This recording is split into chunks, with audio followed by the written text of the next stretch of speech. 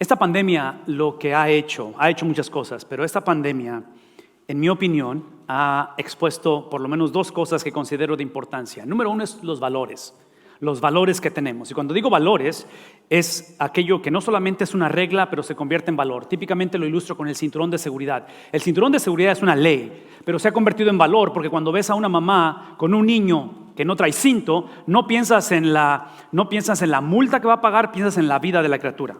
Porque es un problema de moralidad, ya no es tanto de ley que se está violando. Entonces, cuando hablo de valores, la pandemia ha expuesto algunos valores. Algunos de ellos, por ejemplo, el trabajo. El trabajo es un valor. Y en medio de todas las limitaciones, al principio tuvimos que hacer ajustes en cuestión de cómo y de dónde trabajar, pero eventualmente tenemos que trabajar, ¿verdad? O sea, no hay de otra, hay que trabajar, a como sean los ajustes. Pienso en la cuestión del estudio. Maestros, estudiantes, yo sé que estos son tiempos difíciles donde el estudio es un valor. No es simplemente algo que tenemos que hacer, pero algo que podemos hacer. Así es que hacemos los ajustes necesarios y están las clases virtuales. En fin, como iglesia nunca dejamos de congregarnos. Por algunas semanas lo hicimos virtual exclusivamente, pero por el compromiso de ustedes, por la fidelidad de la iglesia, otra vez la comunidad que se conecta, por ustedes es que podemos hacer lo que hacemos. Sin ustedes no hubiéramos podido hacer esto.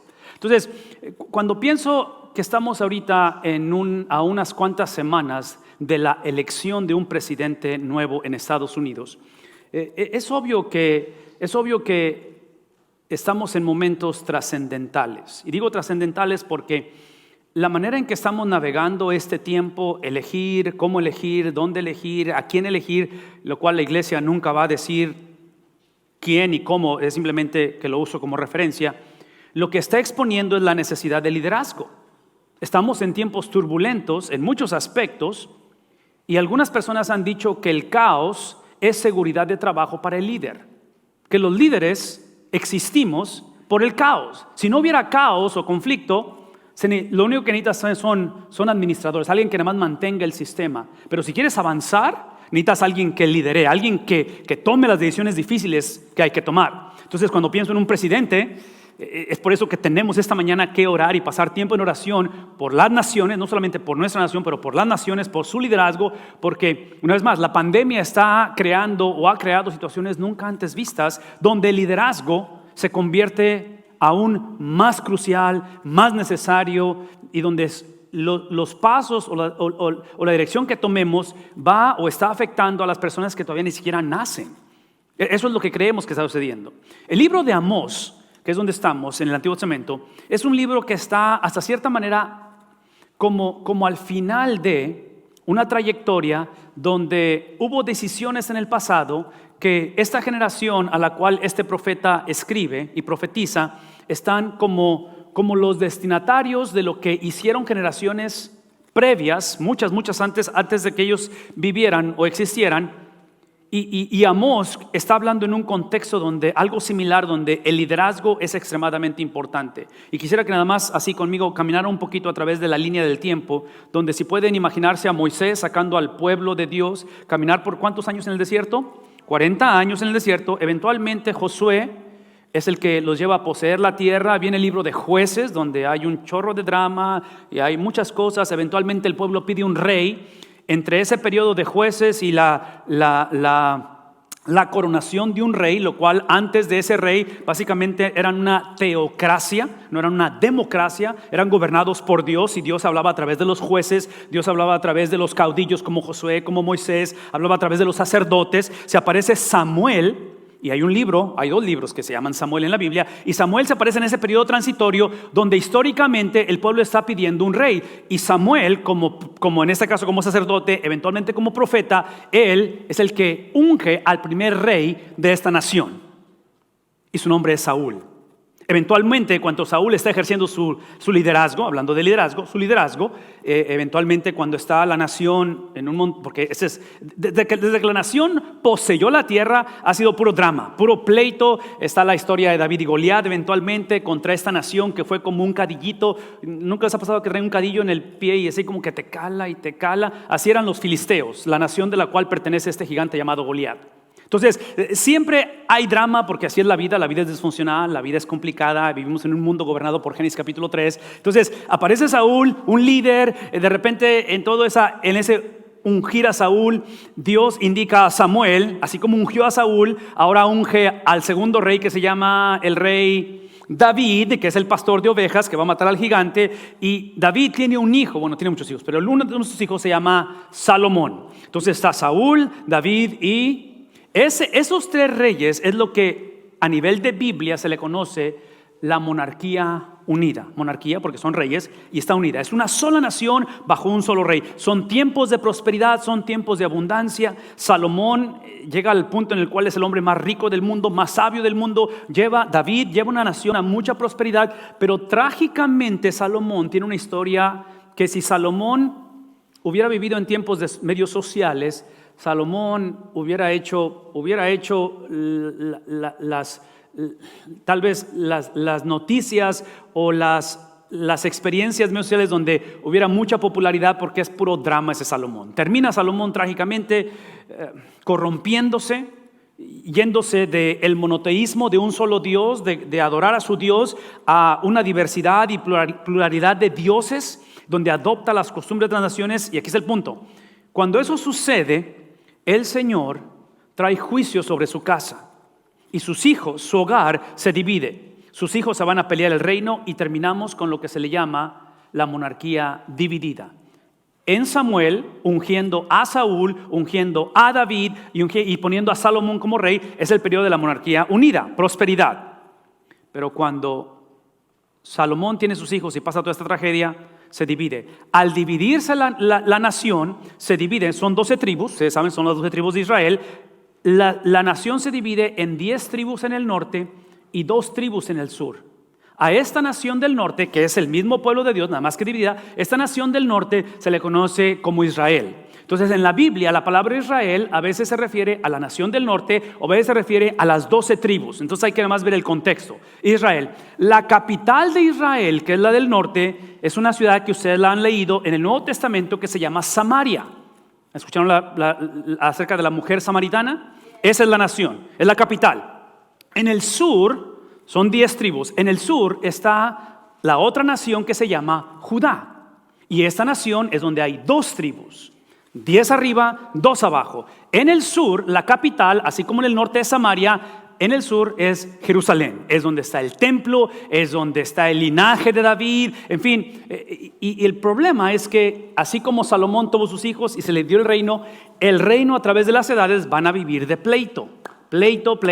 Entonces piensen ahorita en nuestra nación, en nuestras naciones y cómo vivimos de pleito, ¿no es cierto? O sea, estamos completamente divididos, las calles de nuestras ciudades, o sea, las protestas, en fin, por donde quiera que lo veamos, el liderazgo de estos hombres que están lanzándose como presidentes hoy en día, como lo fue en este tiempo, fue crucial y por eso somos llamados a orar. El problema que están enfrentando en todo esto, el problema, y aquí es donde entra Amós. Amós es un profeta que originalmente él es del sur, del reino del sur, pero él es llamado a profetizar en el norte.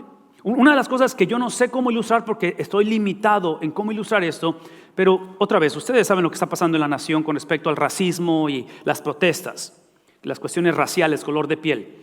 Y es serio lo que está pasando, pero lo que nos está pasando a nosotros, comparado con el odio que se tenían entre los mismos judíos, con los del norte, con los del sur, es como si fuéramos niños de kinder en cuestión de los problemas. No se compara. El odio que se tenían ellos era extremo, y es por eso que es algo único de este profeta, que él siendo del sur, es llamado a profetizar a sus hermanos que no quiere del norte. Entonces, en ese contexto es que encontramos en el norte, por favor escuchen esto porque es importante, en el norte encontramos 3 profetas contemporáneos al mismo tiempo y 2 en el sur al mismo tiempo. En el norte hay un profeta llamado Jonás. ¿Han escuchado de Jonás? El que se fue a la panza del pez, ¿ok? Jonás. Tenemos otro profeta llamado Oseas.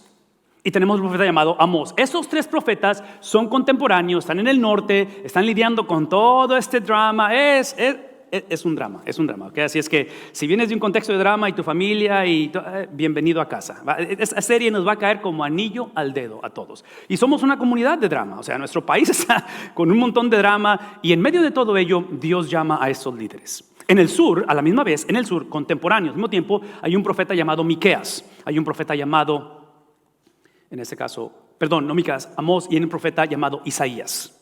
Y este profeta Isaías está en el sur. En fin, estos profetas están hablando, profetizando y están luchando con todo este drama, con todo lo que está sucediendo. Y en medio de todo ello es que Amós empieza a traer este mensaje, que si ustedes ven las letras aquí abajo y está en sus boletines, porque a lo mejor no lo ven desde aquí o lo ven arriba, pero es la palabra justicia y la palabra misericordia.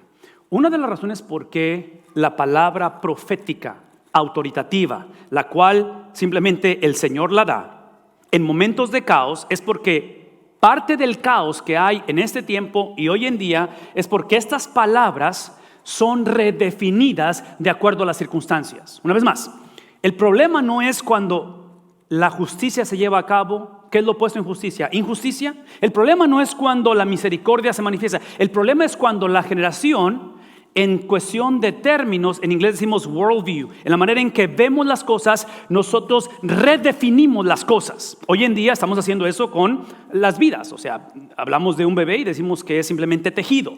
Hablamos del matrimonio y lo de... ¿Sí me explico? O sea, estamos redefiniendo las cosas y en contextos de redefinición, y es lo que hacemos todos, necesitamos la voz autoritativa, la cual estableció desde un principio no solamente estos valores o estas experiencias, pero cómo iban a ser valores a través de la eternidad. E inclusive, vean esto, porque eso es inevitable.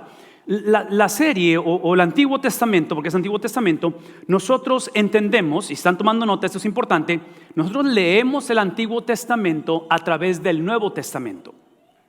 El Antiguo Testamento tiene su verdad y es la palabra del Señor, pero es obvio que no está mal el Antiguo Testamento. El Antiguo Testamento simplemente está incompleto porque está apuntando hacia lo que viene en el Nuevo Testamento. El Nuevo Testamento lo leemos a través de una persona y su nombre es Cristo. Entonces lo hemos dicho muchas de las veces, nuestra manera de interpretar la Biblia es a través de Cristo. Nuestra teología, Cristo está por encima de la Biblia. La Biblia es importante, lo que estamos por leer es importante, pero si lo que entendemos o lo que leemos o lo que escuchamos va en contra del carácter de Cristo, mi teología, mi mensaje, mi entendimiento está mal. Entonces menciono todo eso porque una de las tendencias que tenemos, sobre todo cuando se trata de profetas, pensamos en términos de predicción del futuro. Y este es algo que nos ha sucedido, me ha sucedido y lo veo constantemente, más de lo que quisiera aceptar, es cuando nosotros como cristianos, como iglesia, vamos a la Biblia a tratar de encontrar respuestas a las preguntas que tenemos hoy en día, sobre todo con respecto al futuro. Y literalmente a mi gente me ha preguntado si la pandemia es el juicio de Dios, si la pandemia es una de las señales que el tiempo está cerca de que Cristo venga. Y yo creo que son preguntas legítimas. No estoy en contra de las preguntas, pero véame tantito. Esas preguntas lo que me están diciendo es que mis inquietudes, mis temores, mis sueños, mi condición, mi pensamiento, ¿sí?, existe para que la Biblia me lo responda. Y si no me la responde, entonces busco otra opción que responda a mis necesidades. Eso no es como funciona. Eso es lo que causa la rebeldía del pueblo.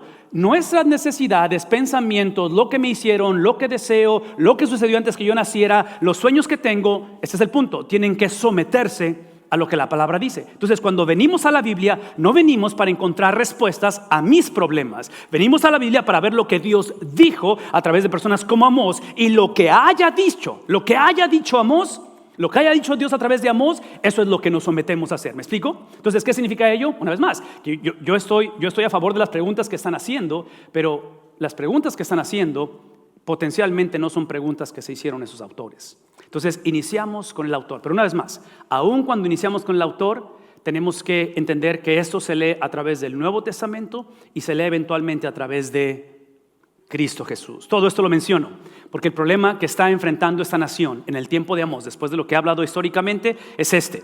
Y si tienen una Biblia, pueden seguirme conmigo, pero en el Evangelio de Lucas, Cristo hablando en ese contexto, en esa situación similar a lo que cientos de años ha sucedido, que Cristo dice: a todo el que se le ha dado mucho, al que se le ha dado mucho, se le exigirá ¿Cuánto? Mucho. Y al que se le ha confiado mucho, también se le pedirá aún.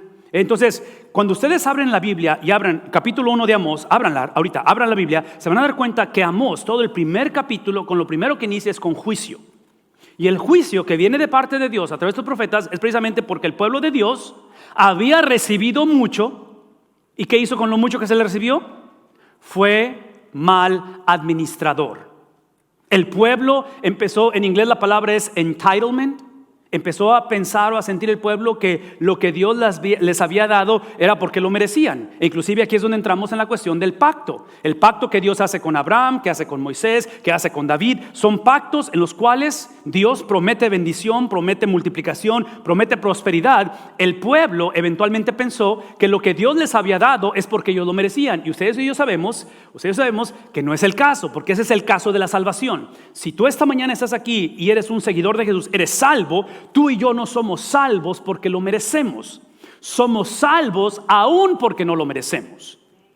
La semana pasada estuvieron con nosotros. Yo explicaba que el Evangelio es todo lo que Dios hizo sin mi ayuda. Ese es el Evangelio.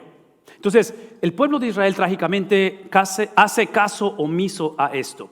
Una de las cosas que yo espero que alcancemos a hacer con esta serie, porque no creo que andamos muy lejos de esto, creo que este es parte del problema de nuestra generación, creo que es la razón por qué nuestra nación está en problemas, creo que por qué los hogares están en problemas. Entre paréntesis, véanme tantito. Esto que está hablando Jesús aquí, si ustedes leen todo el capítulo 12, el contexto es mayordomía. Lo opuesto a una mayordomía, en inglés es stewardship, como la persona que está trabajando de administrador y le está dando cuentas a un patrón. Esta cuestión de mayordomía, lo opuesto, el problema de un mayordomo es autonomía.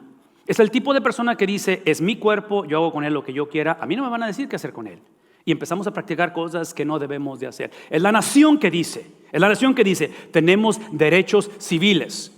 Es el tipo de familia que dice aquí, ¿sí me explico? O sea, empezamos a actuar en autonomía. En el libro de Génesis, lo que Dios hace con Adán y con Eva es que les da autoridad y les dice, ustedes sojuzguen la tierra, ustedes tengan dominio sobre las aves de los cielos, los peces en el mar. E inclusive parte de su autoridad que les doy, Adán, es que nombres a los animales. Parte de la autoridad que estoy dando es que ustedes tienen la habilidad de multiplicarse, de reproducirse. ¿Me explico? Y trágicamente Adán y Eva, después de haber recibido todo eso y ser la corona de la creación, en Génesis escogen ¿qué cosa? No autoridad, escogen autonomía.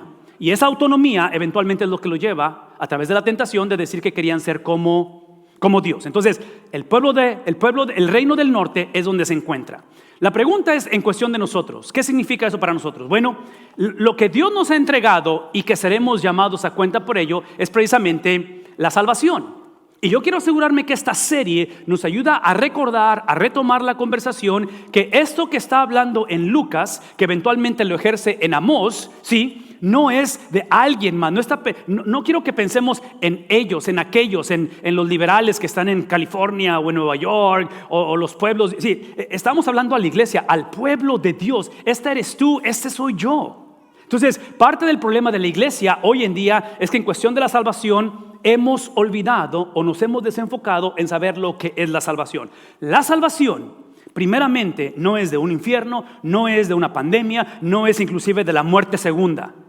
La salvación es primeramente de Dios. Si ustedes recuerdan la historia de Jonás, que Jonás es un contemporáneo de Amós, cuando finalmente después de que están ahí en el mar y que se andaba hundiendo el barco, los compañeros de Jonás, que son marineros o pescadores o lo que hayan sido, que son no temerosos de Dios, finalmente descubren que el problema era el que estaba dormido en el barco. ¿Recuerdan la historia? Y cuando Jonás finalmente dice, hey, soy yo, ¿qué hacen con el pobre Jonás? Vámonos al agua. Y tan pronto va a dar al agua, el mar y todo cesa. Se calma la tormenta. Este es el punto. La Biblia dice que en ese momento, cuando cesa la tormenta y el pobre Jonás está en el agua, es cuando esos hombres no temerosos de Dios caen en un sentido de terror. No de temor, sí, temían que se iban a hundir. Pero cuando se dan cuenta que el Dios de Jonás controla literalmente el universo, caen en un sentido de terror. en el cual, en ese momento, y es el terror, no temor, pero terror, es el terror de reverencia. Es el terror en el cual reconoce la grandeza del Dios de la Biblia. Sí, la salvación del hombre, la salvación de esta nación, la salvación de la iglesia de Cristo en medio de una pandemia es que regresemos a temerle a Dios. El problema de la iglesia es que no le tememos a Dios. El problema de la iglesia es que lo vemos como, no sé qué, aquí no sabe, pero en Estados Unidos sería un Mr. Rogers. Es el hecho de que ahí están los botes esos para esterilizar las manos. Así vemos a Dios, de que Dios es alguien que simplemente es el bebé en diciembre y es el canto que entonamos donde es algo romántico y suena bonito y tengo esa experiencia con Dios. Todo eso es verdad, pero Dios es un Dios de justicia. Y ustedes lean Amós capítulo 1 y es el juicio de Dios sobre las naciones vecinas del reino del norte. Que en este caso la capital es Samaria, la nación es Israel. Y vean lo que está ahí. Lo que está diciendo Amós en el capítulo 1, escúchenme por favor, no es hipérbole, no es simplemente analogías, no es simplemente para ilustrar un punto, está hablando literal. Esto históricamente se comprueba y lo que viene sobre estas naciones es desolación, porque es el Dios que debe de ser temido. Lo hermoso del evangelio es que al Dios que le tememos y que fuimos o nacimos o hemos estado apartados de Él a través de Cristo, nos ha apartado para Él. ¿Sí? Ahora, no nos atrae eso porque nosotros en la cultura que vivimos o es uno o es otro. O es un Dios de venganza o es un Dios de misericordia. La respuesta es sí. Y lo he ilustrado con mi vida. Amo a mis hijos tanto que si alguien trata de lastimarlos van a conocer mi venganza o mi ira. ¿Sí? Entonces, ¿coexiste en mí amor y agresividad? ¿Amor y violencia? ¿Puede coexistir en mí? Oye, traten de tocar a mi esposa por el amor que tengo por ella. En otras palabras, si alguien trata de tocar a mi esposa y yo no hago nada, van a decir que no la amo porque no la protegí, ¿verdad? Entonces, el Dios de la Biblia es el Dios que es misericordia, pero ejerce su justicia. Lo hermoso del evangelio es que hace 2000 años Él puso su justicia, su venganza. ¿En quién? En el que no conoció pecado por nosotros, se hizo pecado. Entonces, eso es la salvación. La siguiente pregunta es, y estoy hablando para que seamos responsables de eso, ¿verdad? Porque si no entendemos esto, va a ser difícil entregar cuentas a Dios más adelante de lo que no sabíamos. Esto es lo que es la salvación. La pregunta es cómo se lleva a cabo. Si estuvieron aquí la semana pasada, simplemente dije esto. El evangelio es lo que Dios ha hecho sin mi ayuda. Entonces, la salvación, escuchen lo que voy a decir. ¿Cómo es que tú eres salvo? Tú no eres salvo, yo no fui salvo por obedecer la Biblia. Tus hijos, mis hijos, que deseamos que sean obedientes y que amen a Dios, no, el hecho de que obedezcan a los padres, a la Biblia, a las leyes civiles y se pongan el cinto de seguridad y hagan todo lo que esperamos, eso no implica que son salvos. En la Biblia tenemos un joven rico que viene a Jesús y dice, he guardado todos los mandamientos desde mi infancia, ¿qué necesito hacer para ser salvo? Y Cristo le dice, ok, quiero que tomes todos sus bienes, véndelo, dalo a los pobres, las ganancias, y sígueme. ¿Qué es el punto aquí? De que aparentemente tenemos personas como Saulo de Tarso, en el capítulo 9 de Hechos, que va con las cartas del sumo sacerdote hacia Damasco para encarcelar a los seguidores de Jesús, porque eran personas que eran literalmente buenos para obedecer. Escúchenme por favor, iglesia, tu salvación no está basado en tu obediencia. Tu salvación está basada en la obediencia de Cristo. Porque hemos dicho esto, el evangelio es lo que Cristo hizo sin mi ayuda. Pero cuando eres salvo, la razón por la cual eres salvo, ahora sí es para obedecer. Entonces la obediencia no es opcional, es simplemente que la obediencia es el producto de haber sido salvo. ¿Sí vemos la diferencia? El punto aquí es que es la obra. Entonces eso implica, escuchen eso implica que si por alguna razón tú y yo estamos viviendo ahorita tiempos de desobediencia, si estamos teniendo un poquito de dificultad en obedecer lo que de antemano sabemos, escúchenme, eso no altera el perder la salvación. Simplemente lo que hace cuando tú y yo desobedecemos a sabiendas, lo que hace, y esto no es fácil de decir, esto es lo que hace, nos hace más responsables de nuestra, ¿sí me explico? Porque otra vez, observen cómo en el capítulo 1 de Amós, Dios está trayendo juicio sobre las naciones, escuchen esto, sobre las naciones alrededor del reino del norte. Por favor, escúchenme. Estas naciones no eran parte del pacto que Dios había hecho con ellos, pero por lo que entendemos históricamente, del pacto. ¿Qué estoy diciendo? que Dios, en su soberanía, Él va a juzgar, Él juzga vivos y muertos, cristianos y no cristianos. ¿No? ¿Sí? Por favor, eso es importante. Es importante porque, escuchen lo que estoy diciendo, porque cuando pensamos en juicio de Dios, y otra vez, gente se ha preguntado, ¿la pandemia es el juicio de Dios? Y escuchen, ese es el punto, de que hoy en día la iglesia, el cristiano, porque ignoramos mucho esos principios, porque Lucas, en lo que acabo de decir de Lucas, lo vemos como algo opcional, cuando algo sucede, como una pandemia, y lo sentimos o lo percibimos como el juicio de Dios, automáticamente decimos Dios es injusto. Porque si hubiera un Dios, si realmente Dios nos amara y no hubiera un Dios, no le pasaba esto a mis hijos, no le pasaba esto a mi esposo, no le pasaba esto a mi mamá. Sí, empezamos a redefinir lo que la Biblia desde un principio estableció y entendemos que cómo es que el hombre es salvo, no solamente lo que es la salvación, pero cómo es a través de la conducta de Cristo reflejada en la conducta de la iglesia. Lo último que voy a decir es esto, es la razón. La razón por la cual somos salvos es para vivir una vida de servicio y es para caminar y crecer en similitud a Cristo. Esta cuestión de servicio y similitud a Cristo, que es el problema en Amós, lo que crea no es una mejor vida. Por favor, escuchen, eso se llama Evangelio de la Prosperidad. Sí, la razón por la que soy salvo no es para evitar pandemias, no es para evitar ser aventado del barco como Jonás, o en este caso perseguido como los profetas. La razón que somos salvos es para entender que Dios tiene la habilidad que aún en medio de situaciones difíciles Él puede usar mi disfuncionalidad, mi vergüenza del pasado, puede usar mi fragilidad del futuro y mis inseguridades para hacerme crecer en servicio. De que en medio de mi necesidad, en medio de mis carencias, como dice el apóstol Pablo en Corintios hablando de los macedonios, abundaron en riquezas ¿de qué? De generosidad. De que cuando todo se ve en dirección opuesta es donde en mi debilidad Él me hace, ¿qué cosa? Fuerte. Entonces entiendo que ahora las circunstancias, no soy esclavo de ellas, que Él no es sirviente cósmico, que Él simplemente existe para salvarme de un infierno y de todo eso. Todo eso lo hace el Señor y por naturaleza Él es bueno, pero entiendo que en momentos que estoy viviendo ahorita, sí, es como lo que luego decimos. En inglés hay una frase que dice es que bueno, en español también, el que a todo le tira, nada le pega. Entonces, si tú y yo tenemos la perspectiva de la vida, incluyendo la salvación, que es simplemente lo que venga, es como sea, es la cuestión de suerte. En inglés usamos la palabra fate, es el destino, son los horóscopos, ¿verdad? Si esa es nuestra mentalidad, eso implica que entonces la salvación yo la defino, yo entiendo para qué soy. Inclusive, si mi motor de arranque no es una vida de servicio, ¿cuál es lo opuesto a una vida de servicio?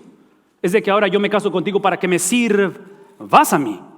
Si yo estoy en esta nación para que me sirvan en lugar de contribuir, si estoy en esta iglesia, la razón que me cambio de iglesia o que dejo la iglesia o que estoy pensando en dejar la iglesia es porque la iglesia no me sirve. El divorcio es simplemente el producto de hombres y mujeres que eventualmente sus egos no se cedieron y buscaron a un Dios que en lugar de que yo crezca en similitud a Cristo a Él, yo deseo un Dios que simplemente endorse y apapache y bendiga la agenda que yo tengo. En el libro de Amós, eso se traduce como falta de responsabilidad. ¿Qué cosa? Personal. Entonces, en el libro de Amós, lo opuesto a responsabilidad personal es lo que dije hace un momento, es autonomía. Es hacerme yo la víctima, es que todos están en contra de mí, lo dijo por mí. Esa persona que se para en la mañana pensando que el mundo está en contra de Dios cuando nadie está pensando en la persona.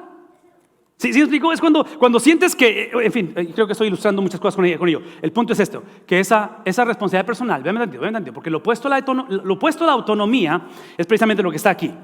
Es entender que sí o porque he sido salvo es para servir y crecer en similitud a Cristo, es porque estas experiencias de servicio, que es orgánico, que es no solamente lo que hago en la vida pública, pero en la vida personal o íntima de un hogar, donde estoy creciendo en similitud a Cristo, donde estoy caminando a la imagen de Cristo, se traduce en que la razón por la cual soy salvo es para la salud y el bienestar, ¿de qué cosa? De la iglesia. Entonces, ven tantito. Y esto trae mucha convicción en mí, porque ahora 2 de nuestros 3 hijos ya están fuera de la casa, y 2 de nuestros 6 hijos se han visto forzados, y digo forzados porque están fuera de la casa, en buscar iglesia, porque ya están fuera, uno está en Dallas, otro está en Waco. Y si no tenemos cuidado en el buscar iglesia o escoger iglesia, típicamente la escogemos basando en cómo la iglesia me va a servir. ¿Qué si yo te dijera que la salvación de tu vida es para buscar una iglesia donde tus dones, tus talentos, tus habilidades, tu pasión, tu llamamiento es para beneficiar a esa iglesia? ¿Qué si así nos moviéramos en cuestión del matrimonio? ¿Qué si yo entendiera que mi relación con mis hijos, con mis padres, en lugar del opuesto de decir, ok, o sea, él me debe tantos favores que le he hecho, ¿qué acerca de la relación conyugal?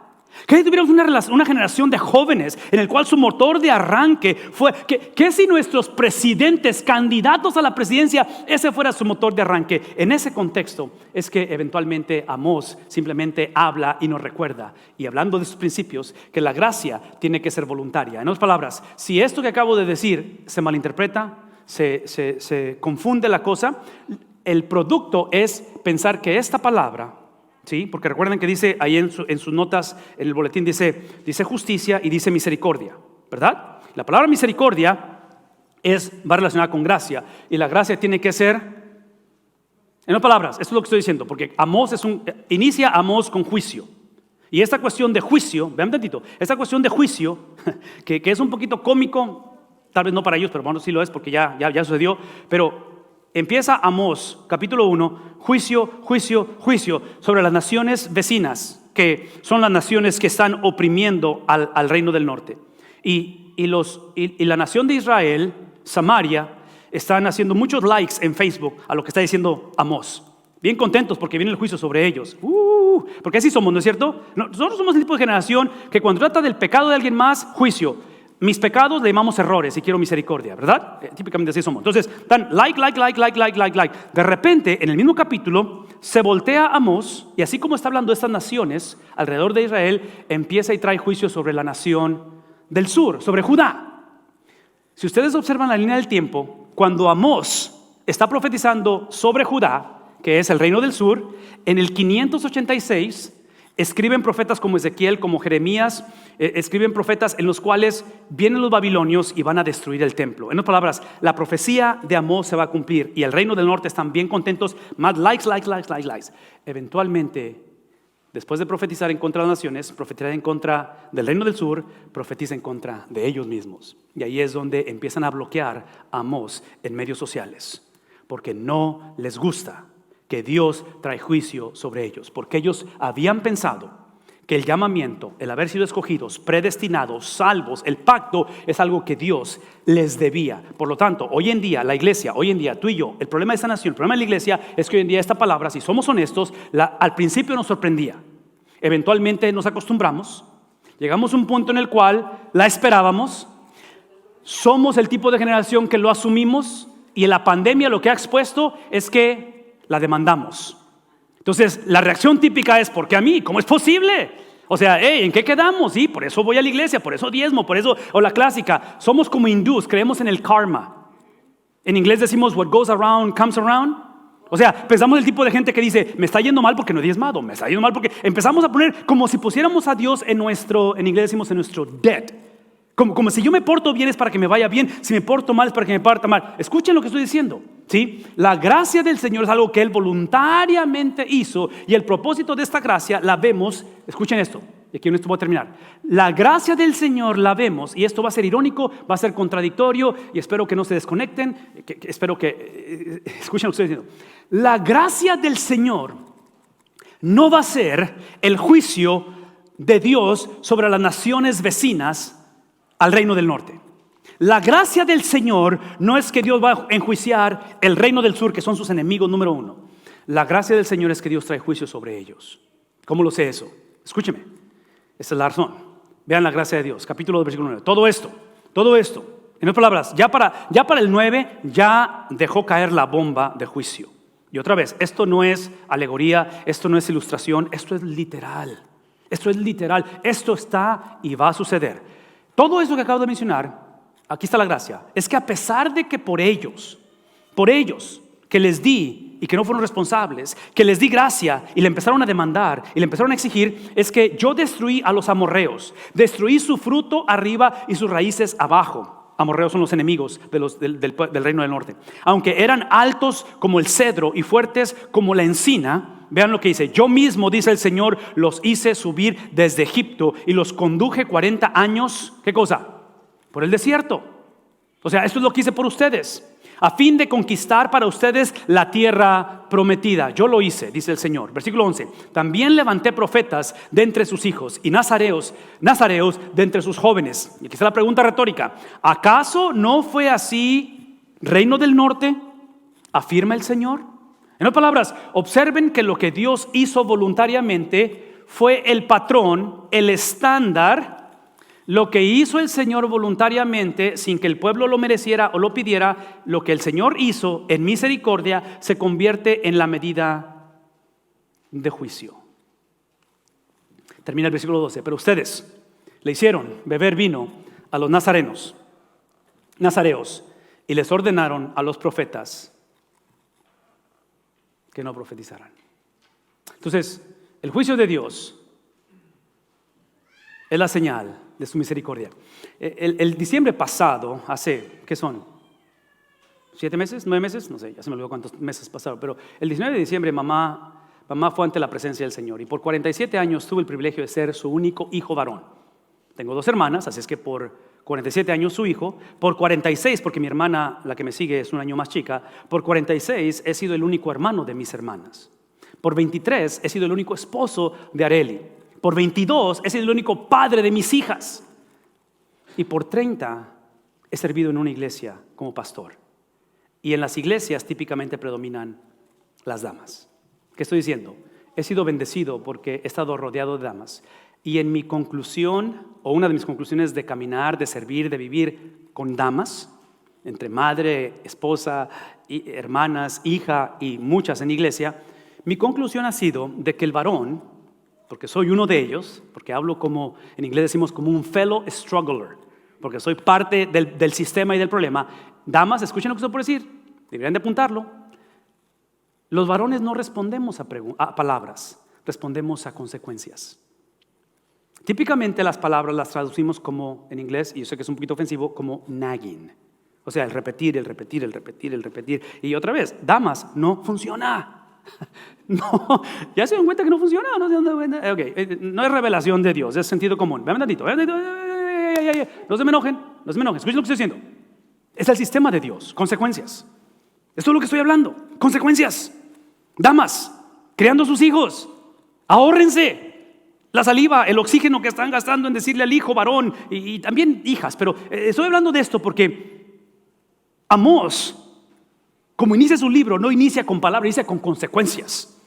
Está diciendo abiertamente esto: por el amor que tengo por ti, tengo que dejar. Inclusive yo argumentaría esto: si como padres seguimos diciendo palabras y no hay consecuencias, escúchenme, si como padres usamos palabras y nunca consecuencias, no amamos a los hijos.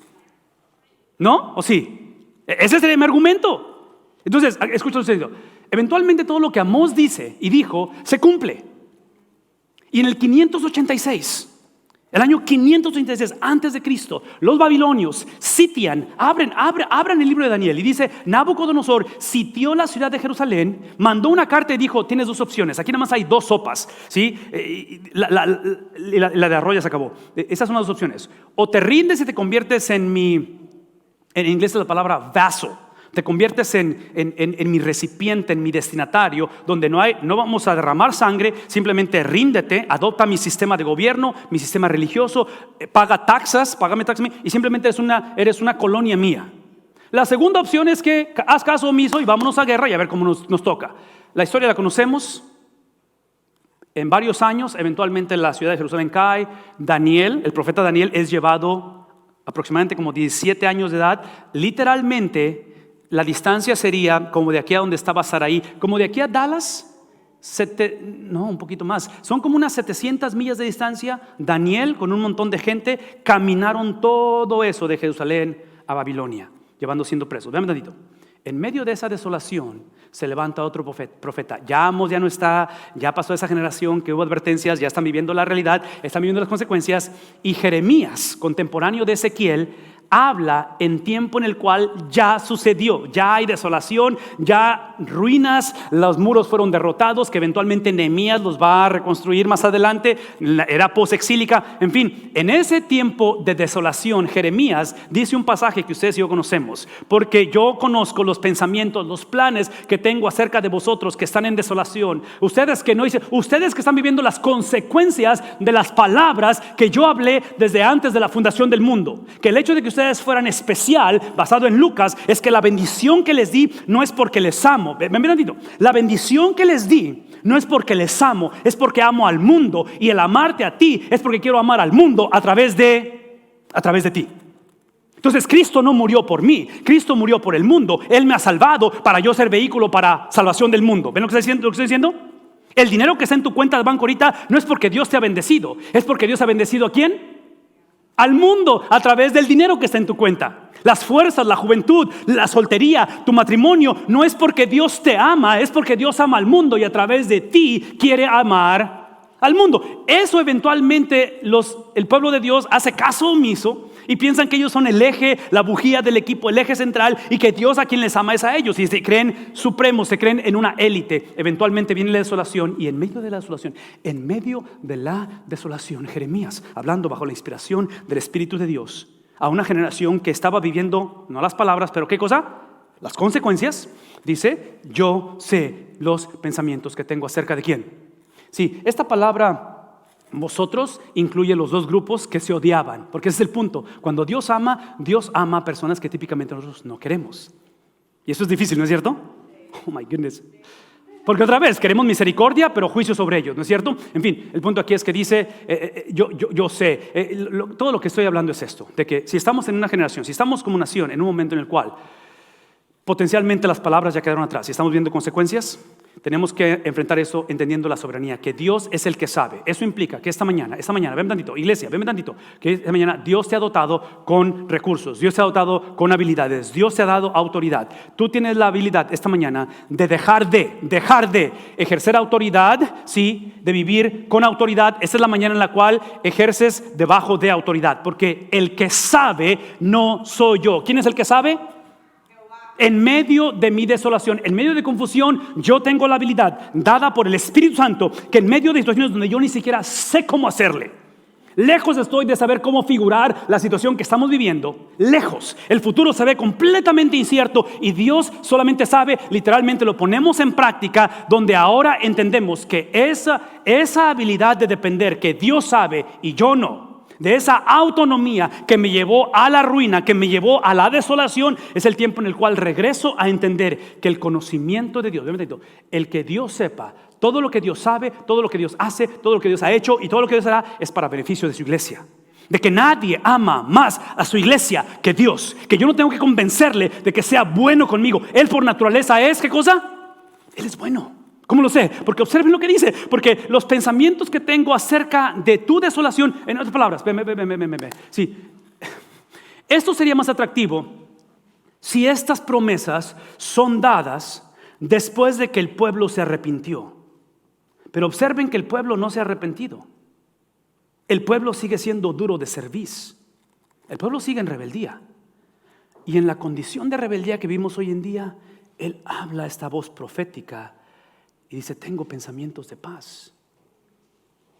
Tengo pensamientos sobre ti en los cuales involucran el darte la certeza de que un día viene la consumación del reino, de que tu inversión en vivir una vida que es para servicio y similitud a Cristo, que tu inversión en cómo crías a tus hijos, cómo continúas luchando no por tu matrimonio, pero por la persona con la que te casaste, la habilidad que tienes de poner tu confianza en el Dios que es confiable, eventualmente va a traer su remuneración. De que a lo mejor ahorita en cuestión de la situación, en cuestión de las circunstancias, todo es caótico, nada se ve que está funcionando y aparentemente no va a funcionar porque esos profetas van a ser crucificados. ¿Sí? Jeremías no está profetizando desde una conferencia de profetas a una nación que está en desolación. Él está en medio de la desolación. Isaías dice la historia que Isaías aparentemente fue partido a la mitad por el mismo pueblo de Dios. Y en medio de todo eso, el Señor levanta esa profecía, esta voz en la cual está diciendo a su pueblo: es simplemente que tengas la habilidad, no tanto de ser fiel, pero de confiar de que yo soy fiel. Una vez más, no es tanto que tú seas fiel, porque es obvio que tu infidelidad te ha llevado a esto. Es simplemente que esta mañana, simplemente orar y decir: Señor, dame la habilidad de reconocer que tú eres fiel. Y por tu fidelidad, por tu promesa, por tu esencia, por lo que tú has hecho, por lo que tú estás por hacer, porque tú no dependes de circunstancias, esta mañana confiamos de que el fin es algo que esperamos. Que en el nombre de Jesús viene el día en el cual enderezará las veredas. Viene el día en que la redención de Jehová vendrá exclusivamente de Él.